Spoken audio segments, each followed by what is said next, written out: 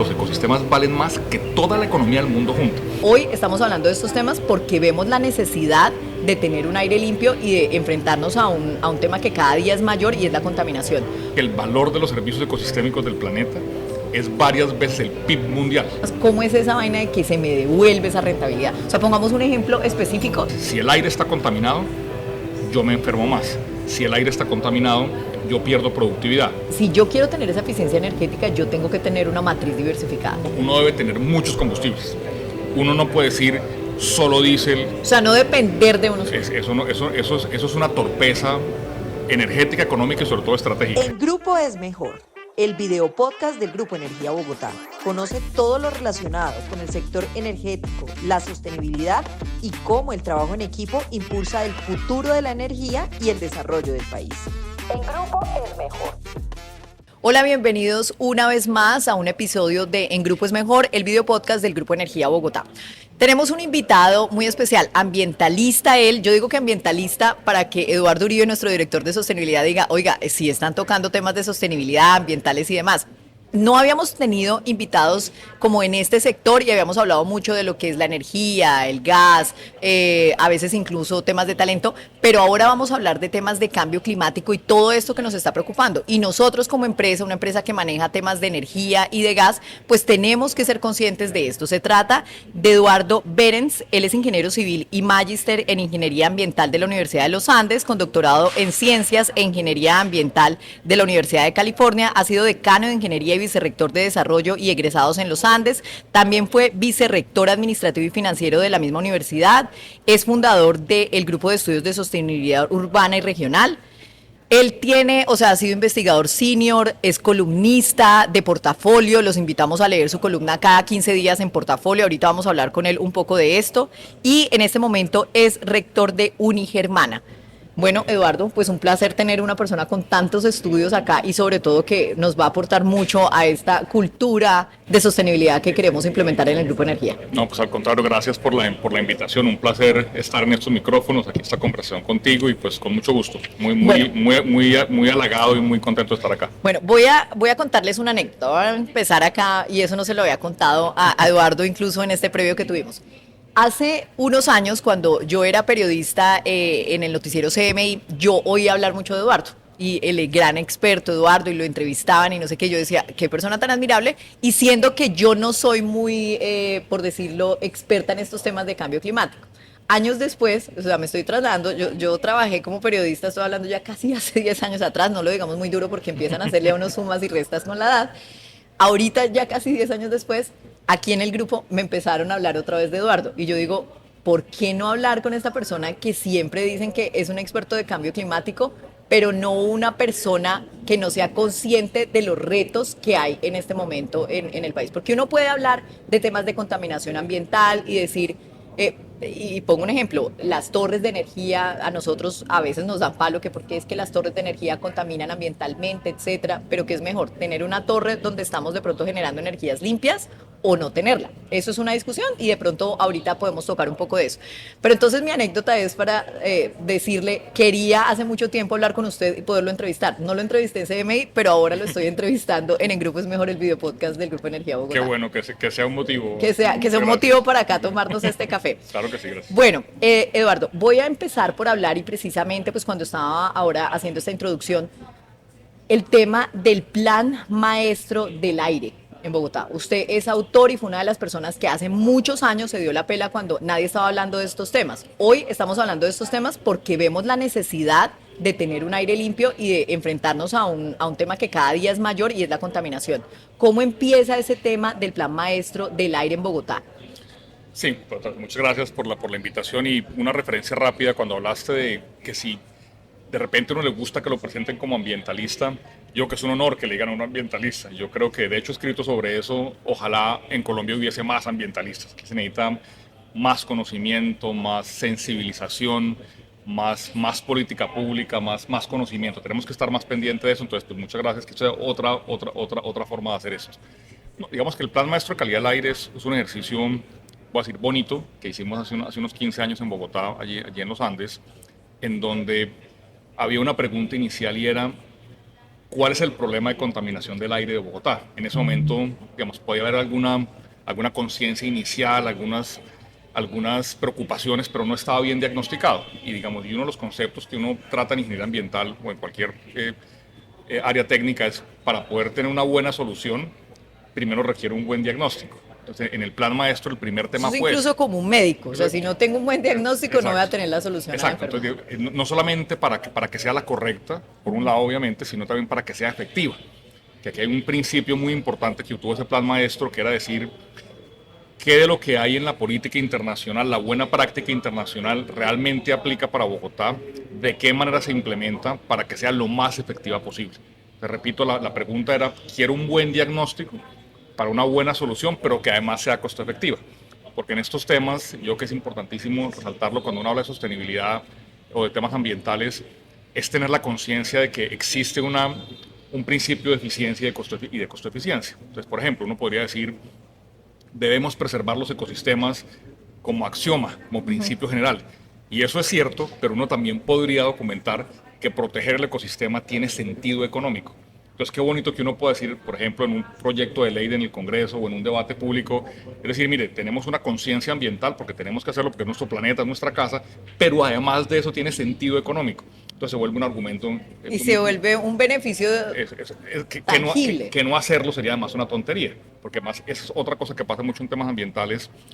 Cuando uno habla de la costo-eficiencia de una medida ambiental, repito, más allá de que le dé a uno que es menos costoso resolverlo que vivirlo, por un lado, pero por otro, que para mí es más poderoso, es que igual el deterioro está allí. Claro. Igual ya vas a pagar el precio, igual vas a sufrir la consecuencia. ¿Cómo no invertir para reducirla si de todas maneras ya está ahí presente? Eduardo, antes de que avance en este tema, me parece interesante porque, por ejemplo, a veces hay la discusión entre los economistas o los financieros en las empresas que dicen, pero ¿por qué hoy todo tenemos que apuntarle a la sostenibilidad? Eso no me va a dar ninguna rentabilidad económica, porque pues al final el financiero suma y resta y demás. Pero resulta que hoy las empresas, pues por ejemplo con el índice del Dow Jones, bueno, todos estos índices de sostenibilidad, eso se volvió un factor financiero. O sea, al final es como una rentabilidad. Si no pensamos en sostenibilidad, no tenemos una rentabilidad financiera. Lo estoy trasladando como en lo que yo veo, soy la más inexperta en estos temas, estoy aprendiendo y por eso lo hemos invitado. Y había dicho anteriormente, usted, por ejemplo, en estos temas, ¿cómo es esa vaina de que se me devuelve esa rentabilidad? O sea, pongamos un ejemplo específico y continuamos con el tema del plan maestro. Pues voy a poner dos ejemplos, digamos. Uno asociado al tema de aire, que es parte de lo que nos trae, pero déjame ponerte uno incluso hasta más de punto más sencillo, explicar y más coyuntural, sobre todo para los bogotanos, que lo acabamos de vivir, digamos, en el último año. El problema de la disponibilidad de agua potable en Bogotá. Bogotá... no lo recuerde. Claro, acaba de suceder un racionamiento que fue un poco más de un año, lo vivimos todos. Sí. Más o menos una vez cada 9 días, más o menos, tocaba una semana y un par de días en el que nos quedamos 24 horas sin agua. Y a veces un poquito más. Sí, que en realidad eran casi 48, sí, mientras sí. se carga la tubería, etcétera. Nos dieron explicaciones sobre eso, digamos, correctas. ¿Por qué Bogotá se quedó sin agua? Porque no hicimos las inversiones correctas, porque el ecosistema no lo protegimos de manera correcta. Hay una explicación larga que no es el punto que quiero hacer, pero uno creo que es fácil poner sobre la mesa que si hubiéramos cuidado mejor los ecosistemas, la manera como se irriga, por ejemplo, el embalse de Chuza, que es el que provee a Chingaza, que es el que provee luego el agua a San Rafael y a Bogotá, ¿qué tal que esos ecosistemas hoy no existieran? Que no existiera absolutamente ninguna forma de proteger ese ecosistema, pues Bogotá no tendría agua. Nosotros, repito, tenemos una pequeña conciencia de lo que significa un día sin agua. Imagínense no en su casa, sino en un negocio. Que usted es el dueño de un restaurante, o es el dueño de una peluquería, o es el dueño de un lavadero de carros, o de una veterinaria donde también arreglan mascotas. Era un día entero en el que usted no podía operar, o que operar le iba a costar un montón. Imagínense que no tuviéramos agua ningún día. ¿Qué será más barato? ¿O qué será más costo efectivo? ¿Qué será económicamente o financieramente más correcto? Es decir, voy a proteger el ecosistema de Chingaza y de Chuza para que en Bogotá haya agua, digamos, asegurada por los próximos 100 años, o que nos toque a nosotros decir, no, ahora todo toca con agua embotellada. ¿Cuánto costaría eso? O que todos resolvamos el problema de la disponibilidad de agua por nuestra cuenta. Voy a poner un caso exagerado, pero yo creo que sirve para eso. Voy a poner otro ejemplo, de pronto así también sirve. Hay un profesor famoso en estos temas internacionales que se llama el profesor Costanza, que ha hecho unos papers y artículos, digamos, por muchos años, él, su experticia técnica es valorar económicamente lo que se llaman los servicios ecosistémicos. Por ejemplo, un humedal ¿cuánto vale? Lo se puede calcular. El profesor Constanza ha hecho técnicas para saber eso, un humedal cuánto vale. ¿Y por qué vale el humedal? Y uno cree que es un intangible, Claro, que no se puede valorar. No, exactamente, es el punto al que voy, exactamente, eso se puede valorar. Obviamente es una metodología que uno puede criticar, pero este tipo lleva 30 años, digamos, perfeccionándola y trabajando. Entonces, este ejemplo, un humedal, ¿por qué vale? ¿Por qué vale un humedal? Porque resulta que un humedal, cuando llueve, el humedal sirve, por ejemplo, para resistir parte del agua y evita, por ejemplo, una inundación. Si no hay el humedal, llueve y se genera la inundación. Entonces uno puede calcular esa inundación. ¿Cuánto hubiera costado? ¿Cuánto Claro. cuesta? O los derrumbes, todo esto. El daño que hace sí. en la vivienda, de pronto alguien muere, Sí. de pronto alguien sale herido, digamos, y eso cuánto vale. Entonces este profesor hace ese cálculo de cuánto vale un humedal y cuánto vale un río. O sea, al cuánto- final le está ahorrando costos incluso a la política pública, o sea, digamos al esto. alcalde o al... Entonces, Constanza, a través de eso, ¿cuánto vale el río Amazonas? ¿Cuánto vale el río Orinoco? Nunca lo ¿Cuánto había vale? visto de esa manera. Entonces, uno puede, y él lo que hace es que hace un cálculo de cuánto vale el ecosistema global. Eso cuánto cuesta. Repito, con esta metodología, por supuesto, es una estimación, y él cuando hace eso, que lo ha hecho repetidamente por los años, a él le da que el valor de los servicios ecosistémicos del planeta es varias veces el PIB mundial. O sea, eso vale más que toda la economía del mundo junta. Para volver a decir, ojo que si usted no protege eso, pues lo que está haciendo es que está haciendo un daño a usted y está matando su propia capacidad de hacer cosas a futuro. Claro. Ojo con lo que digo, Constanza dice, los ecosistemas valen más que toda la economía del mundo junta. Otro es para decir que eso se puede aterrizar económicamente. Entonces mira otro ejemplo a que podemos también aterrizar y hablando de los temas que estamos hablando hoy. El Plan Maestro de Calidad del Aire de Bogotá. Lo que documentamos en ese plan es que la proporción beneficio-costo de una política de calidad del aire para una ciudad como Bogotá es de 1 a 8. Por cada peso que tú inviertas en limpiar el aire de Bogotá, se te retornan social y económicamente 8 pesos. 1 a 8. O sea, 8 beneficios voy a tener. Imagínate, De una inversión de 1 va a tener 8 beneficios. Dijimos, Como- el plan puede costar, digamos, 1 billón de pesos. Implementarlo, era para un horizonte de 10 años.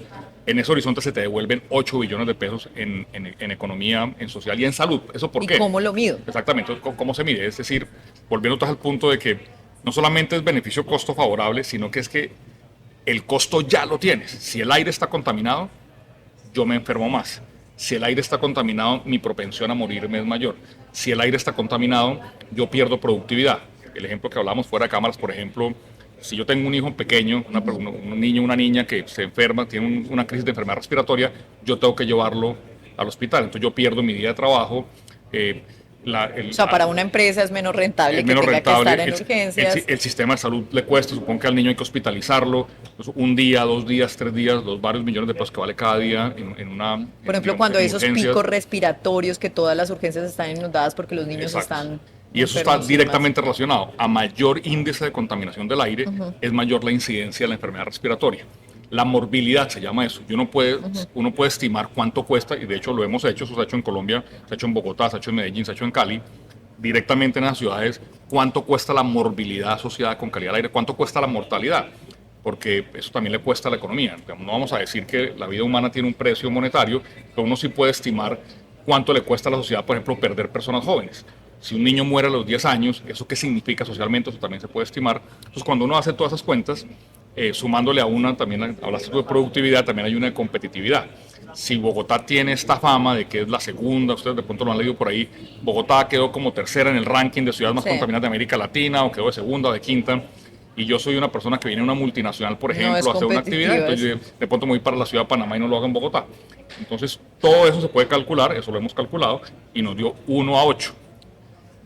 ¿Qué negocio legal yo te podría proponer a ti en que te digo, dame un peso y yo te devuelvo 8 y tú me dices que no? De hecho, creo que no hay ningún negocio legal que... No hay que- ningún que- CDT o algo que me dé esa retorno. rentabilidad. Entonces es poderoso por eso, es decir, la inversión en temas, no es un gasto, la inversión en temas ambientales tiene una enorme rentabilidad social. Hay de repente una claridad que hacer allí, y es la diferencia entre, como para, digamos, una gotica un detalle técnico adicional, la diferencia entre un análisis financiero y un análisis económico. Digamos, el financiero, yo fui vicerrector financiero en una universidad, entonces el financiero yo miro aquí el costo, miro el ingreso, miro mi EBITDA, estoy preocupado por, digamos, por ese flujo, cuál es mi situación de caja, eso es lo financiero. Lo económico es eso, pero es más. Por ejemplo, la externalidad ambiental, por ejemplo, la contaminación del aire, como lo estoy diciendo, Sí. es un tema económico y es ahí donde importa el Estado. Porque si yo soy solamente financiero, estoy aquí mirando mi nicho de mi empresa solo, de pronto no tengo la conciencia económica suficiente, pero para eso existe el Estado. El Estado sí tiene que decirme a mí, ojo que lo que usted está haciendo genera una externalidad y esa externalidad le cuesta más a la sociedad que el beneficio que usted está produciendo. Entonces, por eso es que debe haber regulación, por eso es que el Estado importa, entre otras cosas, y allí, repito, en un análisis económico es donde es absolutamente razonable, absolutamente en eso. necesario, lógico, que uno debe hacer inversión ambiental. ¿Qué se ha hecho con ese plan maestro a hoy? O sea, estamos hablando que esto se hizo en el 2009. Ustedes hicieron muestras en campo, ¿verdad? O sea, hicieron tomas. Sí, digamos, una de las acciones inéditas de ese plan en su momento es que decidimos no usar factores teóricos, no decir, por ejemplo, es que en Ciudad de México hicieron mediciones en 1000 carros Acá se y hicieron. allá, sino que dijimos, no queremos, que también se puede hacer y se ha hecho muchas veces también en muchas ciudades colombianas.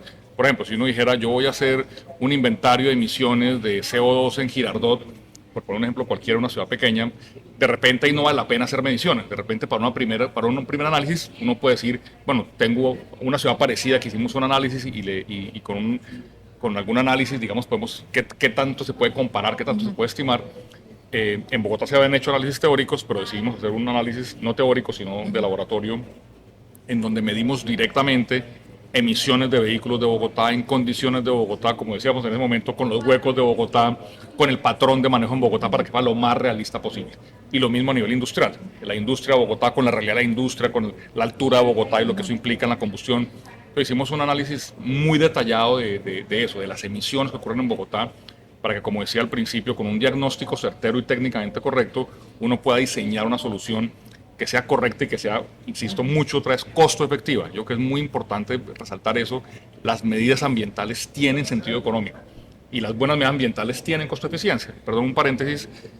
En Estados Unidos, aunque hoy en día Estados Unidos es un referente complejo, pero digamos en momentos previos de la realidad americana, la Agencia de Protección Ambiental, la EPA o la EPA, que se llama ya, que es como la especie de Ministerio de Ambiente de Estados Unidos, ellos están obligados por ley, hay determinaciones legislativas de esto, de si yo soy la EPA y voy a, por ejemplo, sacar una nueva política de calidad del aire, yo debo demostrar formalmente que la política tiene sentido económico. O sea, tengo que decir, esta es mi retribución. ¿Por qué tiene sentido económico hacerlo? Y yo creo, alguien podría decir, no, eso no, eso no debería ser así, eso es un contrapeso contra la legislación ambiental. Yo creo que no, yo creo que eso es correcto. Y además Porque eso es un además buen argumento para darle a la gente que no entiende de los temas yo creo que ambientales. nos obliga a tener argumento y en la mayoría de los casos, por lo menos en mi experiencia, cuando uno lo hace bien, tiene retorno. Claro. Repito, en el caso del problema de calidad del aire en Bogotá, 1-8. Bueno, y entonces, o sea, ese plan maestro, digamos, por ejemplo, los gobiernos después del 2009 lo han mantenido en Bogotá, o sea, han seguido, digamos, como teniendo esa base para poder hacer política pública en estos temas de calidad del aire, de cambio climático. Sí, digamos, sí ha sido referente, digamos, en el año 2011 fue adoptado el decreto 098, la alcaldía de ese año adoptó formalmente el plan maestro que escribió Los Andes, con un contrato en el que estaba Transmilenio, estaba la Secretaría de Ambiente al momento, lo adoptó como la política oficial de calidad del aire, la política pública. Eso, pues los tiempos de ese plan, digamos, ya caducaron, no se hizo todo lo que estaba allí, pero parte de lo que está anunciado se ha seguido. Por ejemplo, ¿qué decía el plan?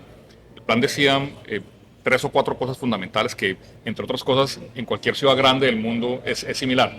Otra vez volviendo al tema, que el desafío es cómo implementarlo y cómo hacerlo costo efectivo, pero digamos ratificó cosas que ya sabíamos. Una muy importante, que tiene que ver mucho además con el grupo, es la calidad del combustible.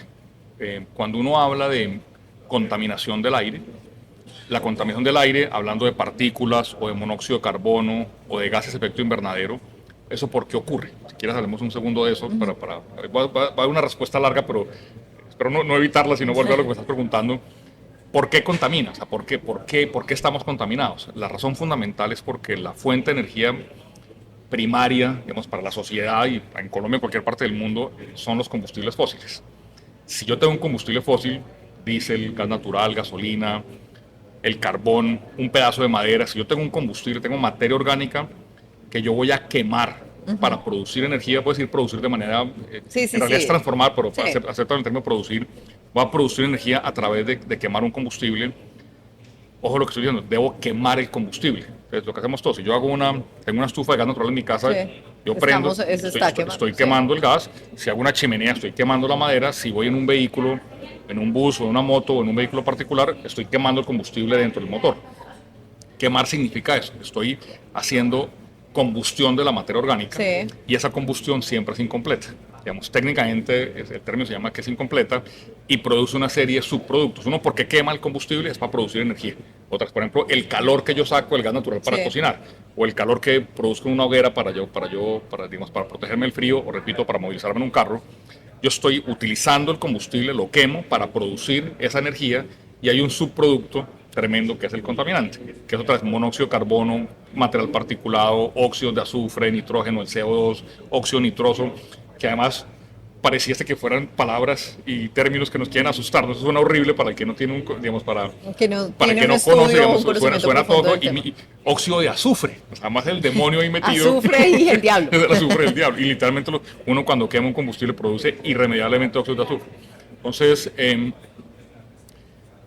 es inevitable que yo cuando queme un combustible fósil produzca contaminación. Eso es inevitable. De hecho, por ejemplo, hablando de gases de efecto invernadero, y perdón el detalle técnico, quemar materia orgánica para liberar energía significa que estoy convirtiendo la materia orgánica en CO2. Literalmente, O sea, estoy contaminando. literalmente la combustión significa eso. Combustión significa oxidar el combustible a CO2. Entonces es imposible evitar la producción de CO2. Entonces, el tema de combustibles como un primer elemento del plan es importantísimo, porque el monto que yo quemo del combustible y la calidad que tiene el combustible es una de las variables de oro hablando de contaminación. Pero me vas a preguntar algo. Pero es que aquí me acuerdo, hicimos recientemente un podcast con Tomás González, que pues creo que usted sabe quién Sí, es. claro que sí. Y él nos hablaba precisamente de estos temas de la calidad del combustible. Entonces él decía, miren, si vamos a hablar de una transición energética justa, que es pues también lo que se ha venido planteando como una política pues también del actual gobierno, tenemos que mirar cuál es la calidad de diésel que estamos produciendo y no satanizar algunos combustibles de transición, por ejemplo, como el gas o como, porque al final, ¿qué es lo que yo estoy haciendo? Entonces hablo de simplemente energía eólica, solar, pero ¿cómo hago para realmente llegar a eso? Entonces él dice, tiene que haber una transición, y por eso se llama transición, porque tengo que recorrer ese camino. De acuerdo. En ese tema, precisamente de la calidad del combustible, ¿qué debería hacer? Digamos, por ejemplo, y no solo hablamos acá en el caso de Bogotá, ya estamos hablando de un tema más a nivel nacional, porque si seguimos produciendo pues ese diésel que se produce, pues no sé qué tan rentable en términos económicos lo estamos viendo pues para esta transición. Sí, de acuerdo. Digamos, ahí diría tal vez yo un par de cosas. Primero, una aclaración, o más bien sí, como una declaración, digamos, de principio, Sí, y ya voy a sí. la pregunta. Una es, y lo mencionaste cuando lo dijo el exministro Tomás, es la robustez de la canasta energética en un Sí. país como Colombia o cualquiera. Está ligada a la diversificación de la oferta. Sí. ¿Eso qué significa? Que uno debe tener muchos combustibles. Uno no puede decir solo diésel. O sea, no depender de unos... Eso es una torpeza energética, económica y sobre todo estratégica. Eso no se puede hacer. Uno debe tener algo de diésel, algo de gasolina, algo de carbón, algo de eólico, algo de eléctrico. Digamos que, como dijiste O sea, bien, tener una matriz diversificada. Sí, la matriz diversificada es fundamental para la economía y para la robustez del sistema. Entonces, digamos que me gustó el término que utilizaste. Uno no debe satanizar nada, porque para algunas cosas el carbón es bueno. Lo que pasa es que tiene que ser un carbón de buena calidad. En algunos casos el diésel es irreemplazable. En otros tiene sentido la gasolina. En otros tiene sentido electrificar la flota. Ya vamos a hablar de eso. Pero es muy importante. De hecho, cuando uno sataniza algo, seguramente es que uno es ignorante de lo que está diciendo, creo yo. No se debe satanizar. Es decir, hay que llevarlo, digamos, a un uso apropiado. Entonces, esa es como la declaración de principio. Casarnos con una sola fuente, con una matriz energética poco diversificada, es una torpeza. Entonces, digamos, diciendo eso que se parece a lo que tú dijiste. Eso por un lado. Ya diciendo eso, la calidad del combustible es fundamental entenderla para la producción de contaminación. Entonces, por ejemplo, hablando de CO2, que es el que estamos hablando, que es el más fácil de explicar, como decía antes, y perdón el tema técnico otra vez, CO2 se produce cuando yo quemo una molécula de esas orgánicas. Cuando ya la rompo, se produce CO2. Si el combustible es más pesado, por ejemplo, el carbón. El carbón son, de hecho, literalmente son hidrocarburos pesados.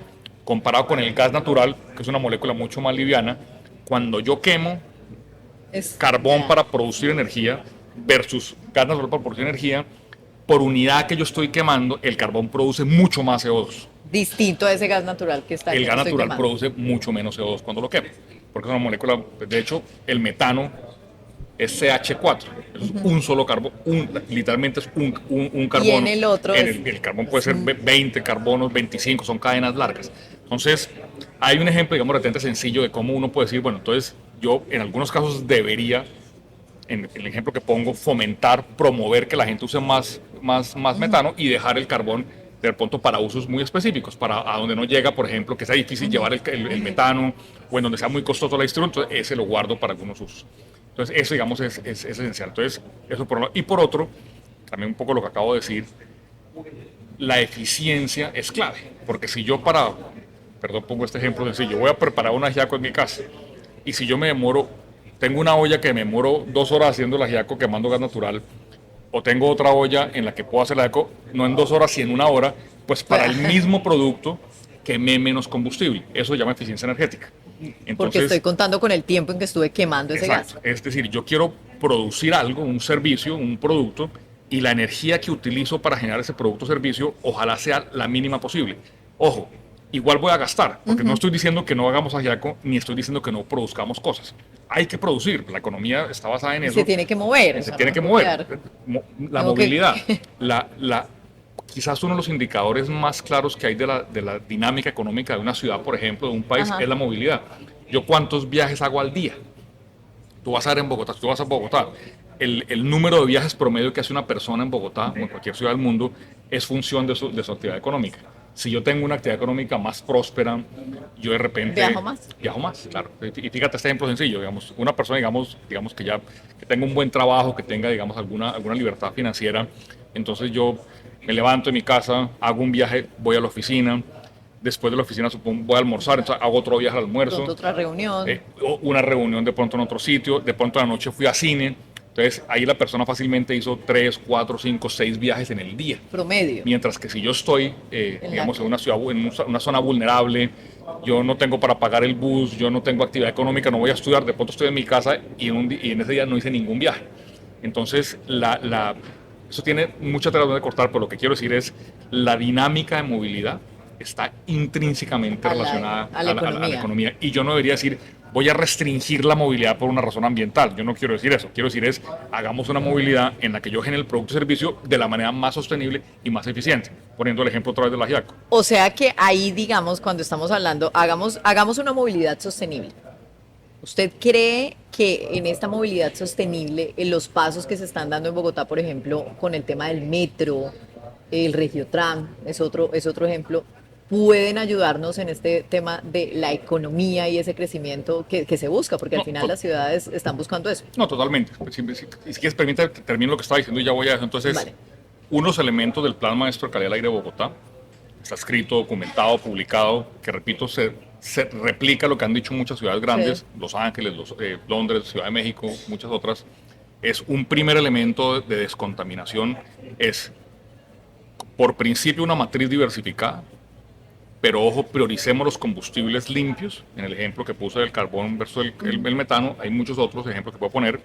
Pues, hay que promover el combustible más limpio posible, que el diésel tenga poco azufre, que la gasolina también tenga el mínimo de azufre posible y otros ejemplos. Por un lado eso. Y por otro, promover la eficiencia energética, porque si soy más eficiente, consumo menos combustible para producir el mismo servicio o el mismo producto. Hablando de movilidad y de transporte público masivo, ese sí que es un ejemplo lindo y que aplica lo que estoy diciendo de manera, digamos, muy clara. Una ciudad en la que todos usemos transporte público. Sí, que no usemos el carro particular. Aquí hay 1000 variables, que la seguridad, que la conveniencia, pero supongamos que es un buen sistema de transporte público. Entonces, ¿qué es más eficiente? Que, digamos, si soy una ciudad de un millón de personas y todos tenemos carro, o es una ciudad de 1 millón de personas en las que todos usamos transporte público. Todos usamos un Transmilenio, un bus o usamos el metro. Es el mismo trabajo. Yo me estoy moviendo de mi casa a mi trabajo, o de mi trabajo a mi actividad, digamos, social o de diversión, de una manera mucho más eficiente. Si yo me muevo de mi casa a mi trabajo en un solo carro, y es un carro además de un motor grande, Sí. repito, estoy haciendo lo mismo, me moví 5 o 10 kilómetros, en lugar de que todos vayamos en el mismo vagón del metro, vamos, no sé, las personas que quepamos en el vagón, eso es eficiencia. Un sistema de transporte público es la definición fantástica de la eficiencia energética en un entorno urbano. Incluso me parece el ejemplo tan pertinente cuando uno lo mira es, pues bueno, en el carro puede que vaya una sola persona, tengo los otros puestos desocupados, pues ahí estoy incluso contaminando más. Pero aparte de todo, el tema de la economía, o sea, cuánto tiempo me gasto yo en el transporte público y cuánto tiempo me tengo que gastar yo en el trancón Exacto. cuando me tengo que movilizar con 5 carros vacíos al lado. O sea, No, total. Digamos, en un entorno urbano Sí. existen pocos ejemplos más claros repito, con mil cosas que toca resolver. El tema de seguridad, de conveniencia, de comodidad, digamos, hay un montón de cosas que podríamos discutir, pero desde el punto de vista inicial, digamos, de definición del sistema, pocas cosas tienen más sentido, hablando de eficiencia energética y de eficiencia del entorno urbano, que un transporte público. Entonces, y si voy a hablar de transporte público, entonces ahora miremos cómo hacer para que el transporte público también, a su vez, sea el más sostenible y sea el que además sea más eficiente en sí mismo. Eduardo, yo sé que este pues no es como el tema tan central de los que usted ha tratado, pero me parece importante, si yo quiero tener esa eficiencia energética, yo tengo que tener una matriz diversificada. Ese es como el resumen que me queda a mí en la cabeza. Si yo quiero tener esa matriz diversificada, ¿de dónde voy a tener esas fuentes de energía? O sea, en el grupo acá nos sucede con el tema de las torres, o sea, hay unas que tienen problemas, sobre todo Norte y Sogamoso, cerca a Bogotá, que no se han podido construir porque hay algunos mitos donde la gente dice esas torres son contaminantes, contaminan más que, o sea, van a contaminar las fuentes hídricas, también paisajísticas. Pues si usted tiene su casa de descanso, o incluso no casa de descanso, si usted vive y no quiere que le pongan una torre enfrente, o sea, hay muchos matices y también, o mitos, por decirlo de alguna manera, o también que esas torres producen cáncer. Bueno, hay una cantidad de cosas. Frente a eso que usted nos está apuntando, hay que tener una matriz diversificada. Debemos apuntarle a un camino en donde no solamente dependamos de un energético. ¿Qué podría uno decir? O sea, si yo le dijera a usted, y sé que obviamente usted viene o sea, va más como al punto de cómo podemos ayudar a estos temas de menor contaminación, pero ¿qué diría usted? O sea, ¿qué consejo nos daría usted a nosotros para poder avanzar en estos proyectos que hoy muchos están estancados? Sí, digamos, uno es, digamos, una palabra que se me viene a la cabeza cuando te escucho la pregunta es, aquí además también está el concepto del interés general que prima Versus el particular. sobre el particular, digamos. Aquí para mí es un ejemplo clarísimo de eso. Digamos, nosotros tenemos que pensar en proyectos que sean beneficiosos para la mayoría. Y aquel que yo estoy afectando en ese proyecto, pues yo miro cómo lo compenso. Tampoco vamos a decir que vamos a ignorar que hay externalidades que hay afectadas, pero pues otra vez, como lo decíamos al principio, hablando del desafío de implementación de una política pública o de un proyecto, pues uno incluye en el diseño del proyecto yo cómo compenso al que afecto. Ya sea, por ejemplo, un traslado, una compensación económica, digamos, o lo que tenga sentido hacer. Pero eso no puede pasar que una minoría que sea afectada por un proyecto desvirtúe el interés general o desvirtúe el beneficio, digamos, que tiene para la sociedad pues, alguna intervención como la que estamos diciendo. Entonces, una, creo que se puede resolver por ahí, es mirar a cuál afecto y cómo lo compenso con el concepto de interés general, por un lado. Por otro, hablando otra vez del tema de las diferentes fuentes de energía, pues, como principio, que iba a la diversidad, no vamos a satanizar ningún combustible, pero sí vamos a promover los más limpios, como dijimos. Y uno puede recorrer un camino, que es parte de nuestra conversación. La transición, como dijimos en algún momento, la conversación es clave la palabra transición porque tenemos que movernos hacia una matriz energética más limpia, que tenga sentido económico, que vamos, digamos, poco a poco, que vamos al ritmo que lo permitan, digamos, los proyectos, y uno sí debe irse moviendo hacia la matriz más y más limpia. Entonces, por ejemplo, el combustible de transición por excelencia, el gas natural, el ejemplo que ya pusimos, estoy reemplazando tanto como puedo una matriz más contaminante y me muevo por una matriz más limpia. Y luego, a partir de ese gas natural, yo como doy el salto a la electrificación de la flota. Porque una cosa que no hemos hablado, que pronto podemos empezar a hablar de eso, es ¿por qué la electrificación suena tan bien? ¿Y por qué es tan importante, tan fundamental, que me sirve de cierre para varias cosas que he dicho anteriormente? Si ustedes recuerdan, yo les dije, bueno, en esta conversación hemos hablado, la razón fundamental de la contaminación, llámese monóxido de carbono, o partículas o gases de efecto invernadero, es que estoy quemando un combustible como fuente de energía. Sí, hablamos de cómo. Cuando yo me voy a electrificación, yo acabo esa ecuación. Porque No, ahí ya no quema. ya no hay combustión. La electrificación no tiene combustión. Uno puede preguntarse, bueno, ¿pero de dónde viene la energía? Es que por allá quemé Sí, gas sí, natural o carbón. Es una pregunta Eso es legítima. distinto. Es una pregunta legítima, pero hay que ver eso cómo se compara con lo que está pasando hoy en día. Pero pensando, digamos, en lo que ocurre en un entorno urbano, para acotar esto a entornos urbanos, el hecho de que yo no tenga vehículos alrededor mío y que no tenga fuentes de combustión, incluso yo voy montado en una fuente de combustión cuando voy en un carro o en un bus, alejar al ser humano de la fuente de combustión tiene un efecto importantísimo. Un ejemplo que yo he usado montones de veces en conversaciones como esta. Fíjate esto. Si yo te preguntara a ti, ¿cuándo fue la última vez que tú ibas caminando por la calle en alguna ciudad colombiana y de repente te pasó por enfrente un bus o una volqueta o una moto vieja y tú sentiste que el humo que salió de ese vehículo te llegó a tu cuerpo? Si yo te pregunto eso, seguramente de pronto esta mañana, de pronto ayer, Sí. de pronto la semana pasada, pero creo que no pasamos de la semana pasada. No, y yo lo recuerdo porque yo trato de sostener el aire para no respirar. Exacto, entonces y uno es consciente de eso. Entonces digamos Sí. que, ¿y eso por qué pasa? Entonces porque la manera como funcionan las ciudades modernas, que es una cosa más que algún día debemos cuestionarnos, es que vivimos alrededor de los carros, alrededor de las motos, alrededor de Sí, los buses. sí, Entonces, vivimos o montados en ellos o alrededor de nosotros. Entonces, el impacto de esa emisión uno lo siente directamente. Te hago el ejemplo contrario. ¿Cuándo fue la última vez que tú ibas caminando por alguna calle, alguna ciudad, la calle de alguna ciudad colombiana y sentiste que una chimenea industrial sacó una bocanada de humo negro y te llegó a la cara? Eso cuando ya. posiblemente nunca en tu vida. Sí, no, pues no lo he sentido. O no Sí. la te lo pregunto, de pronto No la lo has pasado, recuerdo, no recuerdas. sé. Entonces, mira la diferencia. Cuando hablamos de la fuente móvil, de la moto, Se acuerda uno todos los inmediatamente. días. Es diario. Es diario o casi diario.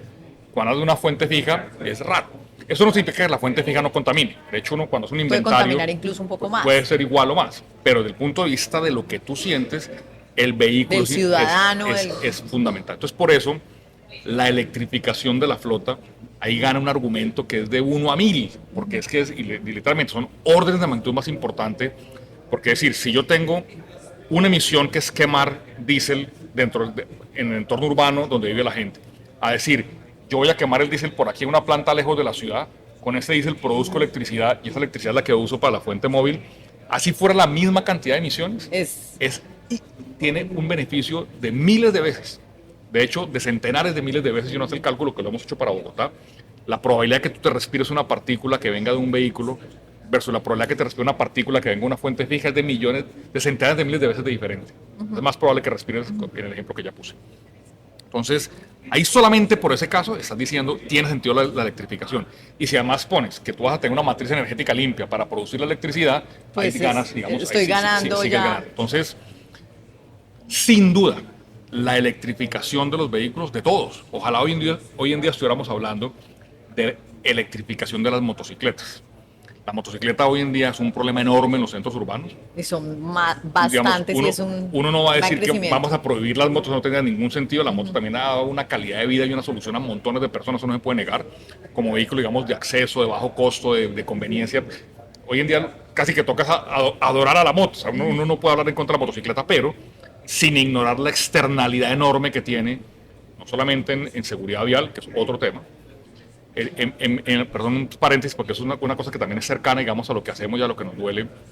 En 2024 hubo más de 8.200 muertos en accidentes viales en Colombia. Bueno, Tema también de ya de salud. pero pública perdón por también. decir, siniestros viales. Eso no es un accidente, es un siniestro porque es evitable. 8.200 muertos en siniestros viales en Colombia. De esos, más de 5.000 fueron en motocicleta. 5.000 muertes al año en Dios mío, motocicleta. eso es un tema también que se convirtió en un tema de salud Terrible. pública. De hecho, mueren más personas al año en motocicleta que por por cualquier efecto sí. de contaminación del aire. Eso sí que es una pandemia, que es una epidemia terrible. Entonces, pero bueno, eso era un paréntesis pequeño porque ahí nos vamos en otro tema, pero hablando, digamos, del efecto de la motocicleta, del vehículo, incluso del bus, electrificar esa flota es quizás la medida más costo efectiva, más eficiente y que tiene un impacto más directo en contaminación del aire. Entonces sí está clarísima. Ahora, llegar allá tiene, como tú dices, tiene peros. ¿De dónde saco la energía para Sí, ¿de producirlo? dónde yo? Porque para poder electrificar y tener esa matriz tengo entonces uno que entonces tener fuentes. por eso la transición es clave. Entonces yo digo, no satanizo al carbón, uso el gas natural como transición y tengo una meta, ojalá de corto y de mediano plazo, de cómo electrifico toda la flota. Repito, no es solamente electrificar los buses. Es toda la flota, carros, todo, motos, sí. bueno, cualquier tipo de vehículo. Bueno, Eduardo, se nos acaba el tiempo, pero yo le voy a hacer una pregunta.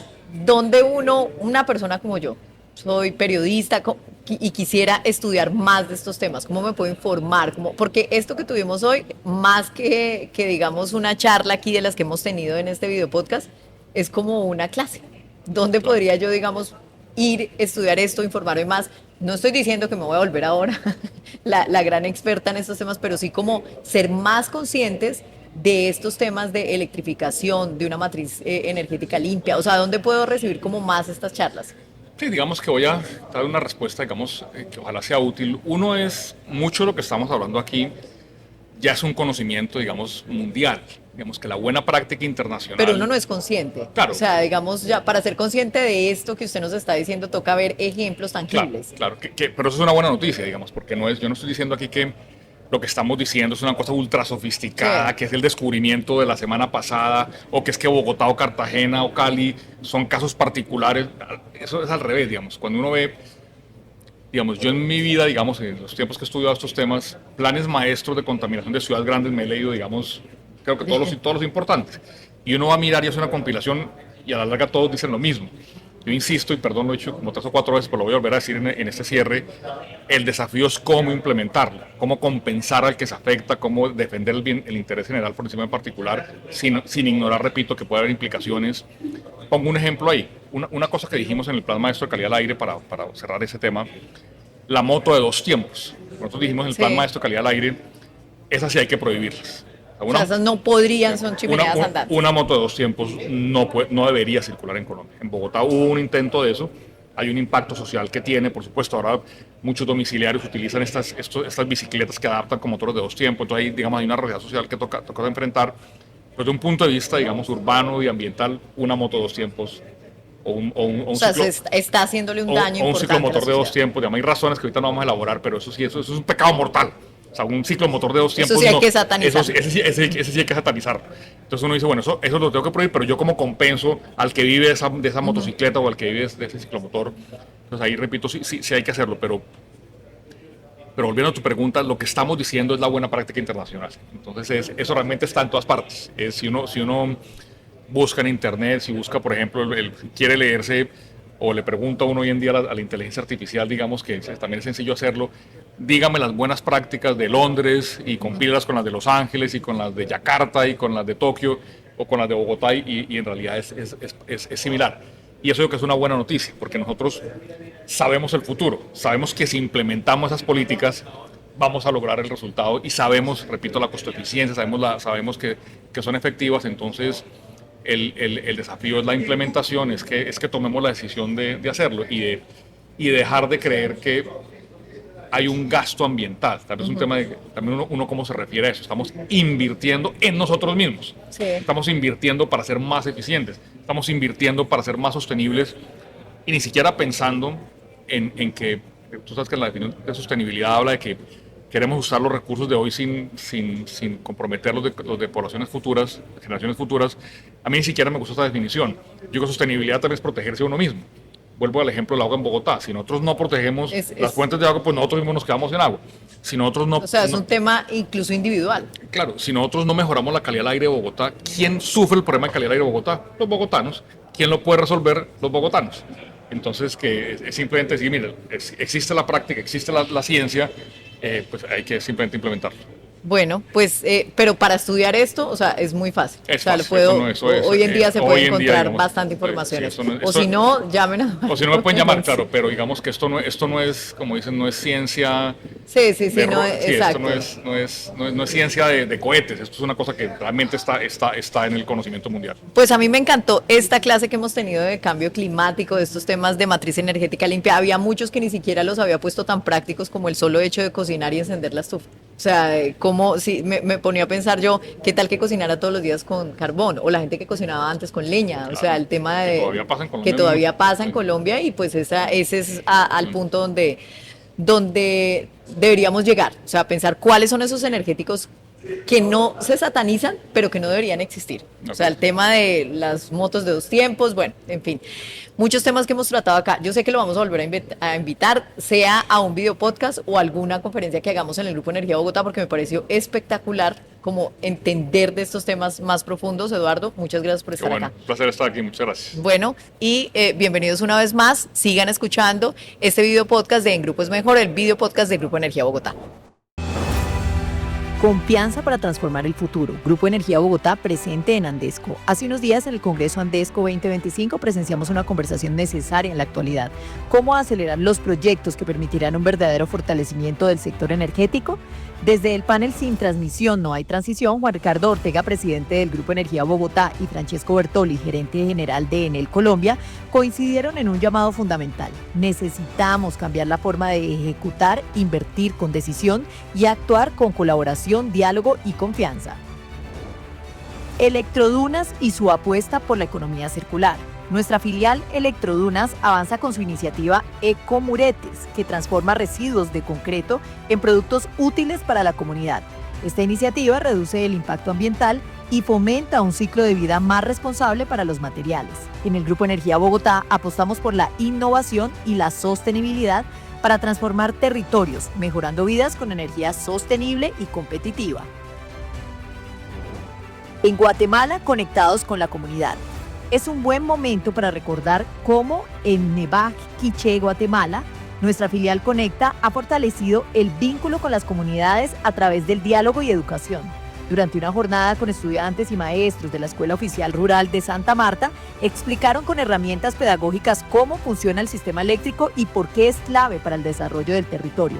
Acciones como esta reflejan desde el Grupo Energía Bogotá un trabajo con empatía, cercanía y compromiso social, porque las comunidades son nuestras aliadas en los territorios.